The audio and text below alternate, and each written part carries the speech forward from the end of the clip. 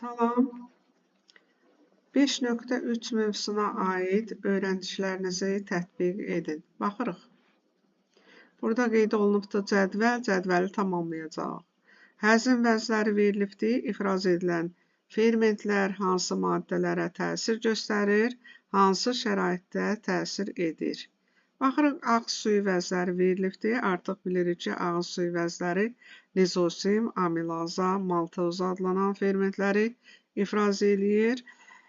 Hansı maddələrə təsir göstərir? Bildiyiniz kimi karbohidratları sadə karbohidratlara parçalayır.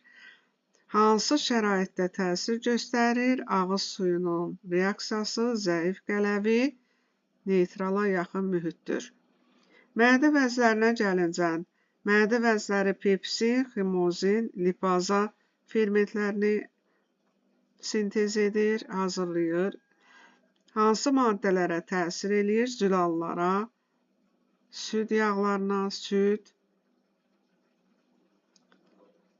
zülallarına. Təsir etdiyi mühit bildiyiniz kimi mədə vəzləri xlorid turşusu ifraz edir ki, orada turş mühit yaratmış olur. Baxırıq növbəti mədə-altı vəziyə. Mədə-altı vəzi bildiyiniz kimi axarları nazik bağırsaq açılır. Orada deməli, fermentlər tripsin, lipaza, amilaza fermentləridir. Onlar zülallara, yağlara, karbohidratlara, onların həzminə təsir göstərir. Bildiyiniz kimi mədə-altı vəzi nazik bağırsağa açılır ki, orada həm də öd axarları açıldığına görə öd bağırsaqda qələvi mühit yaratmış olur. Deməli, qələvi mühitdə həmin fermentlər təsir göstərir. Qaraciyərə gəlincə, bildiyiniz kimi qaraciyər ən böyük həzm vəzisi hesab olunur. Orada öd hazırlanır. Qaraciyər ödü və yaxud kisə ödü adlana bilər ki, o axarlar da yenə nazik bağırsağın birinci şöbəsi olan 12 barmaq bağırsağa açılır. Düzdür, öd qida maddələrinin həzmində iştirak etmir, lakin orada olan fermentlərin aktivliyini artırır və yağları xırdalayır. Bu da xüsusilə lipazanın təsirini gücləndirmiş olur. Bildiyiniz kimi öd yenə də nazik bağırsaqda qələvi mühit yaratmış olur. Bağırsaq vəzlərinə gəlincə, burada ifraz olunan fermentlər tripsindir, lipazadır, amilazadır. Bunlar da öz növbəsində zülallara, yağlara, karbohidratlara həzm edici təsir göstərir və bildiyiniz kimi əsas həzm prosesi nazik bağırsağa gedir ki, nazik bağırsağa öd açıldığına görə öd orada qələvi mühit yaratmış olur. Müzakirə edin. Həzm prosesi zamanı yoğun bağırsaqda suyun qana sorulmasının orqanizm üçün əhəmiyyəti nədir? Qeyd elədi ki, yoğun bağırsaqda suyun artığı geri qana sorulur. Bu isə bədəndən su itkisinin qarşısını alır. Bildiyiniz kimi, bütün proseslərin demək olar ki, su mühitinin iştirakı ilə həyata keçirilir. Ona görə də orqanizmdən artıq suyun itkisi alınmış olur. Su qana geriyə sorulmaqla. Öyrəndiklərinizi yoxlayın. Nə üçün mədədə selik əmələ gəlir?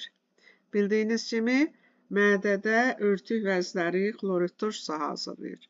Xlorid turşusu deməli, təsir göstərməsin deyə mədənin daxili selişi qırşasına. Ona görə də orada selik əmələ gəlir ki, selik kütləsi mədənin daxili selişi qırşasını bütövlükdə örtərək xlorid turşusunun mədə divarlarına təsirinin qarşısını almış olur. İkinci,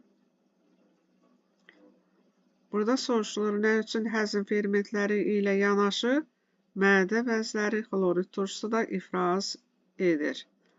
Bildiyiniz kimi, turş mühitdə mədə şirəsinin tərkibində olan həzm fermentləri aktivliyini gücləndirir. Həm də xlorid turşusu orqanizmə qida maddələri ilə daxil olmuş mikrobların zərərsizləşdirilməsində, məhv edilməsində iştirak edir. Yəni, qoruyucu funksiyası da mövcuddur.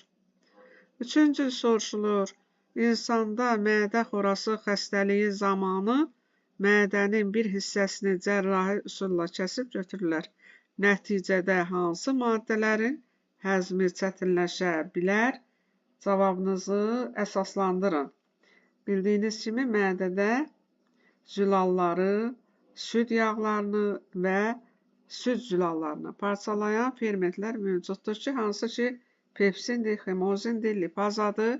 Mədənin bir hissəsi kəsilib götürüləndə həmin vəzlərində bir hissəsi oradan kənarlaşdırılmış olur ki, ona görə də zülalların, süd yağları, süd zülallarının həzm prosesi çətinləşmiş olur. 4-cü soruşulur. Sizcə nə üçün ferment tərkibli dərman həbləri xüsusi örtüklərlə örtülür? Bildiyiniz kimi həzm fermentləri zülal təbiətli maddələrdir. Zülallar isə həzm kanalında amin turşulara qədər parçalanmış olur. Öz tərkib hissəsi dəyişir, təsir mexanizmi dəyişir. Ona görə də ferment tərkibli dərman həblərinin üzəri xüsusilə örtüklə örtülür ki,